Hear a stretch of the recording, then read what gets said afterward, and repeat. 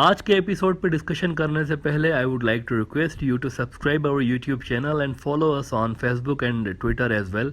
इसके अलावा अगर आप हमें सपोर्ट करना चाहते हैं तो that you can do through a Patreon also. Facebook, Twitter और पेट्रियन के जो लिंक्स हैं वो इस वीडियो की डिस्क्रिप्शन में आपको मिल जाएंगी। इसके अलावा इस चैनल के अबाउट सेक्शन में भी आपको इन तीनों वेबसाइट्स की लिंक्स मिल जाएंगी।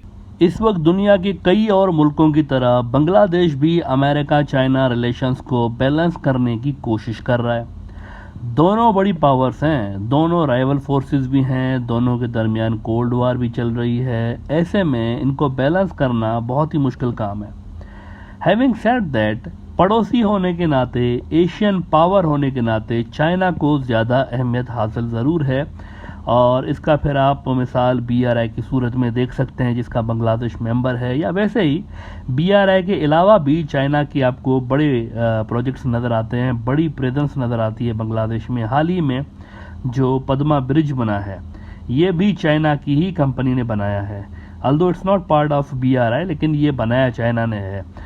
2-3 रोज़ पहले चीन के सरकारी अखबार ग्लोबल टाइम्स ने पद्मा ब्रिज के हवाले से लिखा था कि Chinese build biggest bridge in Bangladesh opens to boost local GDP growth. इसमें वो लिख रहे हैं चाइनीज कि Bangladesh which has a larger per capita GDP than India is a major destination for overseas contracts by Chinese infrastructure companies, with Chinese companies signing 284 contracts with projects worth $13.17 billion as of 2020, data from Chinese Ministry of Commerce showed। तो चीन वहाँ सबसे बड़ी presence रखता है, सबसे ज़्यादा presence रखता है। It's a biggest trading and development partner for Bangladesh. लेकिन वहीं पे अमेरिका भी है, ये बात फैक्ट है कि अमेरिका भी है और भरपूर प्रेजेंस अमेरिका की मौजूद है, इंडिया की सूरत में या खुद ही वो मौजूद है।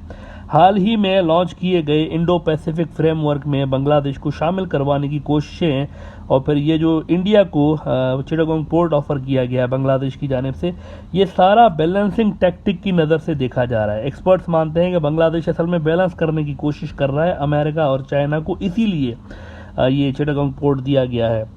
लेकिन सवाल ये है कि ये जो बैलेंसिंग टैक्टिक्स हैं सारी बांग्लादेश की और दीगर ममालिक की, ये जो बैलेंस करने की कोशिश कर रहे हैं अमेरिका को और चाइना को, ये कब तक चलेंगी? मतलब देखें कहीं ना कहीं पे तो ये सिलसिला रुकेगा ना आगे चल के, या फिर अगले 100 साल बैलेंसिंग की करनी पड़ेगी हर मुल्क को, बांग्लादेश को और बाकी मुल्कों को। चाइनीज़ माहिरीन का ख्याल है कि अमेरिका जल्द नियर फ्यूचर में क्लीन बोल्ड हो जाएगा, कम से कम एशिया से वो क्लीन बोल्ड होना शुरू हो जाएगा। 4 जून को फॉरेन पॉलिसी दुनिया के बड़े न्यूज़ आउटलेट्स में से एक है, one of the fine news outlets in the world. इसके अंदर जो कुछ भी रिपोर्ट्स छपती हैं वो बड़ा एक माना खेज होती हैं और बड़े हाई लेवल के जो स्कॉलर्स होते हैं वो इस न्यूज़ आउटलेट में लिख रहे होते हैं। इसमें एक बहुत ही इंटरेस्टिंग आर्टिकल छपा है 4 जून को कि why China threads the needle on Ukraine, Beijing is confident in the US decline and unwilling to rock the boat.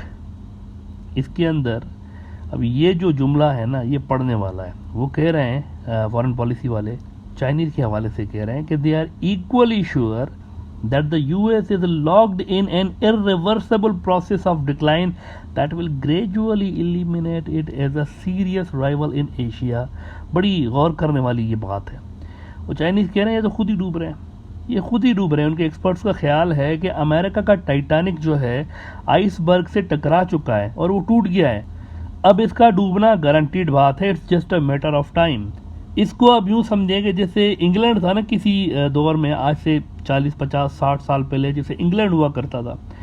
England का भी आप देखें एक दौर में दुनिया के ऊपर बहुत ज़्यादा असर था, लेकिन फिर इंग्लैंड ओवर स्ट्रेच हो गया था अपनी गलतियों की वजह से और फिर वो अपनी सल्तनत को दुनिया के ऊपर सस्टेन नहीं कर पाए थे, अपना असर जो था वो खो चुके थे and eventually they had to leave from many parts of the world including Asia. यहाँ भी कुछ ऐसा ही रिपीट हो रहा है, चाइनीज़ के बकौल कुछ वही रिपीट हो रहा है। अमेरिकन खुद को सस्टेन नहीं कर पा रहे और अपने डाउनफॉल पे वो जो भी कुछ कर रहे हैं उसको बचाने के लिए वो इनफ नहीं है। उनकी इकोनॉमी, उनकी मिलिट्री माइट को सस्टेन नहीं कर रही, उनकी डिप्लोमेसी में वो जान नहीं रही। तो this is how Chinese are looking at it. वो कह रहे हैं ये तो खुद ही डूब रहे हैं, हमें कुछ करने की ज़रूरत नहीं है। लिहाजा हर वो मुल्क जो बहुत ज़्यादा अमेरिका की तरफ झुकाव रखता होगा आगे चल के वो घाटे में रहेगा। इससे पहले ही they would feel the need of strategic repositioning in their foreign relations. जो भी मुल्क अमेरिका के ऊपर डिपेंडेंट है वो पहले ही स्ट्रेटेजिक रीपोजिशनिंग करेंगे नियर फ्यूचर में। मिडल ईस्ट और यूरोप वाले जो पावर सेंटर्स हैं यहाँ पे अमेरिका ज़्यादा फोकस्ड होगा। तो इंडो पैसिफिक और साउथ एशिया के अंदर अमेरिका इतना ज़्यादा वहाँ पर इंटरेस्टेड नहीं होगा जितना वो जो उसके असल पावर सेंटर्स रहे हैं शुरू में भी, वहाँ पे वो ज़्यादा फोकस्ड रहेंगे यूरोप के अंदर और मिडल ईस्ट के अंदर। बांग्लादेश की यूएस चाइना बैलेंसिंग पॉलिसी के अंदर कम से कम ये तफरीक ज़रूरी है कि too much tilt towards a declining super power America against the rising super power China could be harmful for Bangladesh in long run.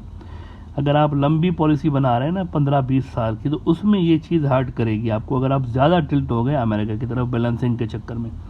देखें जो चाइनीज़ की अभी तक की पॉलिसीज़ हैं लॉन्ग टर्म में भी यही रहेंगी, वो चेंज नहीं करेंगे। वो किसी भी मुल्क पे ज़्यादा दबाव नहीं डालेंगे अमेरिका की साइड में जाने के लिए। वो किसी मुल्क को नहीं कहेंगे कि भाई हर हाल में आपने हमारे ही ब्लॉक में रहना, ऐसा नहीं होना।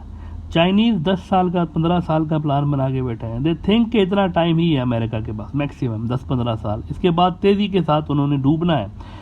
फॉरेन पॉलिसी अगेन, अब उनका ज़रा ये इसी आर्टिकल के अंदर ये जो जुमला लिखा है ना, ये देखें कि China's strategic priority is to avoid doing anything that would interrupt the process of US decline. ये ऐसा ही है जैसे कोई पॉपकॉर्न लेकर किनारे पे बैठे हुए किसी शख्स को खामोशी से डूबता हुआ देख रहा हो, अपने राइवल को। चाइना किनारे पे बैठा हुआ खामोशी से अमेरिका को डूबता हुआ देख रहा है। ना वो उसके अंदर पत्थर फेंक रहा है, ना कोई वजनी चीज़ फेंक रहा है कि जल्दी डूबे, कुछ भी नहीं कर रहा है। वो सिर्फ चुप करके पॉपकॉर्न लेके खा रहे हैं और उनको डूबता हुआ देख रहे हैं। वो बस इतना मेक श्योर करेंगे कि ये जो डिक्लाइन है अमेरिका की ये चलती रहे, ग्रेजुअली वो डूबते रहें और उनका काम बनता रहे। अभी तक चाइना किसी किस्म के टकराव की सियासत से दूर रहा है, ये नोट करने वाली बात है। वो अभी तक किसी भी जगह पे आप देखेंगे डायरेक्टली खुल के सामने नहीं आए। They are still consolidating their power.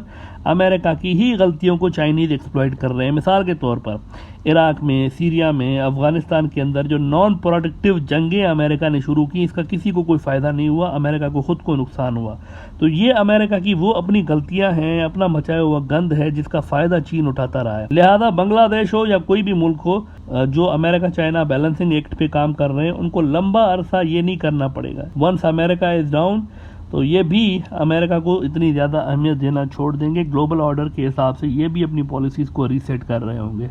अलबत्ता अगले 5-7 साल जो है ना, उसमें अमेरिका की जो कंसर्न्स है ना, उनको ज़रूर ये लुक आफ्टर कर रहे होंगे, ये सारे मुल्क बांग्लादेश समेत। अच्छा, एंड में एक इंफॉर्मेशन आपके साथ शेयर कर दें कि तकरीबन 2 साल से we are connected with you through the blank page official channel.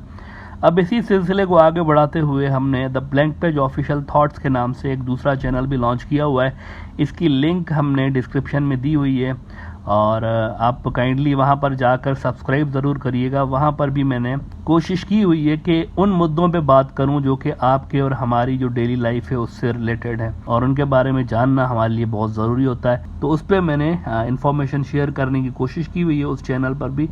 आपसे रिक्वेस्ट है कि काइंडली सब्सक्राइब ज़रूर करिएगा उसको, ताकि उसके भी जो नए एपिसोड्स हैं वो आपको मिलते रहें। इस चैनल की लिंक आपको इस वीडियो की डिस्क्रिप्शन में नीचे मिल जाएगी।